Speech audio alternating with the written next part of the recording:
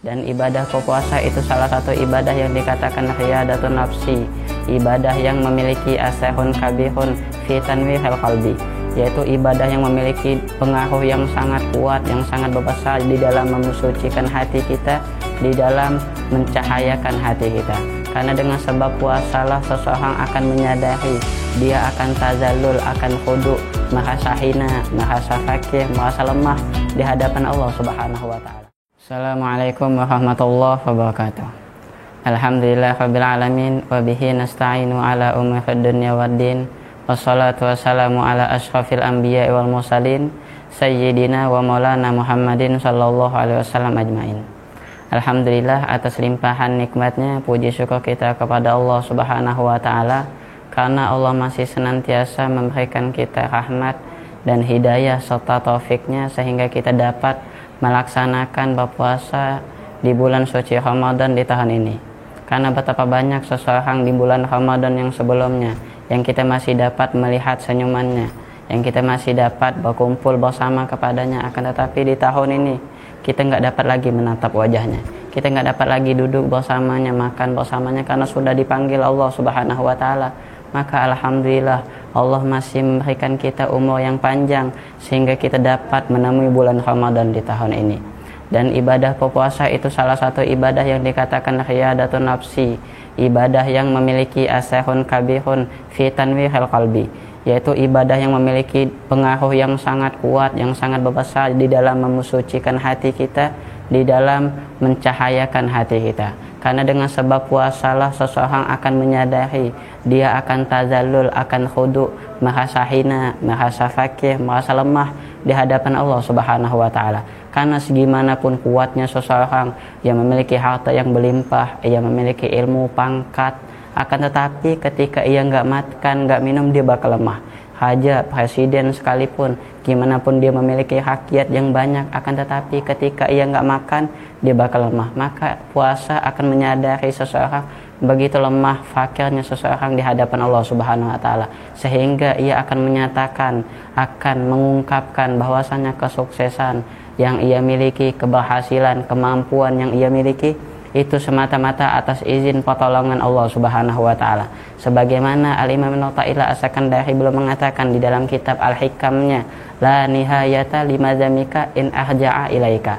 Gak bakal habisnya, gak terputusnya sebuah celaan yang engkau dapatkan, kehinaan, apabila in ahja'aka ilaika, apabila Allah mengembalikan urusan kepadamu. Dalam artian tanpa Allah menolong, engkau hanya akan mendapatkan sebuah kegagalan. Dalam artian mafhum yang kita pahami adalah kesuksesan yang miliki seseorang, keberhasilan yang dimiliki seseorang, kemampuan itu berdasarkan atas inayah taufik Allah Subhanahu wa taala. Karena segala sesuatu itu bergantungan atas takdir atau atas izin Allah Subhanahu wa taala. Sebagaimana beliau juga mengatakan, sawabikul himam la tahiku aswahal aqdar.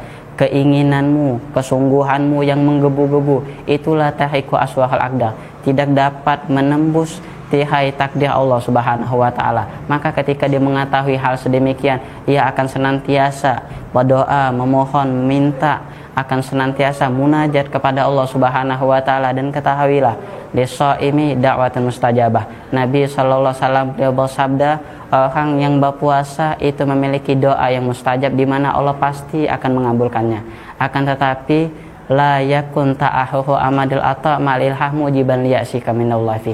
Jangan sampai tertundanya keinginanmu, tertundanya permohonanmu, tertundanya kehajat yang engkau inginkan dari dulu itu menjadikan sebab mujiban liya'sika minallahi fi, menjadikan sebab engkau putus asa, enggan lagi berdoa, engkau putus asa, enggan lagi beribadah. Karena kata Allah, fahuwa daminalaka, karena Allah sudah menjamin akan hal tersebut. Allah akan menjamin doamu. Karena kata Allah dalam hadis qudsunya, ud'uni astajib lakum, doalah kepadaku, meminta kepadaku, munajat kepadaku, astajib lakum, maka janji Allah pasti akan ikut ijabah. Akan tetapi belum melanjutkan fima yahtahulaka, permohonan yang engkau munajatkan, permohonan yang engkau lantunkan kepada Allah, fima yahtahulaka, ketentuannya pada apa yang Allah pilih yang terbaik untukmu, la fima tahtahulaka, bukan apa yang engkau pilih, fil waqtil ladzi yuhid la fil waqtil ladzi tuhid, pada waktu yang Allah tentukan, bukan pada waktu yang engkau inginkan. Dalam artian segala hal, apapun doa yang kita lakukan, itu hanya pengungkapan, pengekspresikan akan lemahnya kita,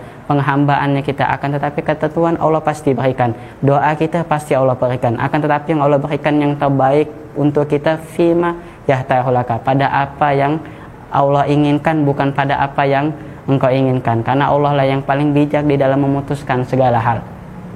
Maka beliau Al-Imam Syafi'i beliau mengatakan, da'il ayyam taf'alu ma tasya, biarkanlah hari-harimu berjalan sesuai dengan takdirnya, watib nafsan iza hukimal qada, dan tenangkan dirimu, usaha untuk selalu tenang, untuk selalu bahagia iza hukimal qada, tatkala keputusan Allah sudah ditetapkan. Karena kita hamba yang lemah, hamba yang gak kuasa, la haula wala quwata illa billah, tiada daya upaya untuk dapat melakukan apapun, untuk melakukan ketaatan, untuk meninggalkan kemaksiatan, illa billah, kecuali melainkan hakikatnya dasar Allah Subhanahu wa taala.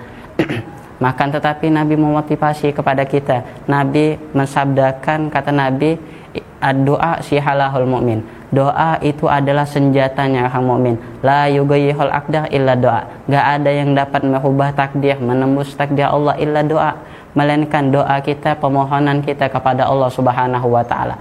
Maka Al-Imam Ibnu Athaillah juga mengatakan, mata atlah qalisanaka bitolab fa'lam annallaha yuhidu tiaka. Kapan saja Allah memudahkan lisanmu untuk berdoa, tanganmu untuk senantiasa mengangkat, untuk selalu munajat kepada Allah, maka itu adalah sebuah bukti, dalilun ala tiaka, bahwasanya itu adalah bukti, ciri bahwasanya Allah pengen mengabulkan permohonanmu. Maka isbih wa kullu syai'in sayatika fi waqti, maka bersabarlah karena segala sesuatu akan datang kepadamu tepat pada waktunya.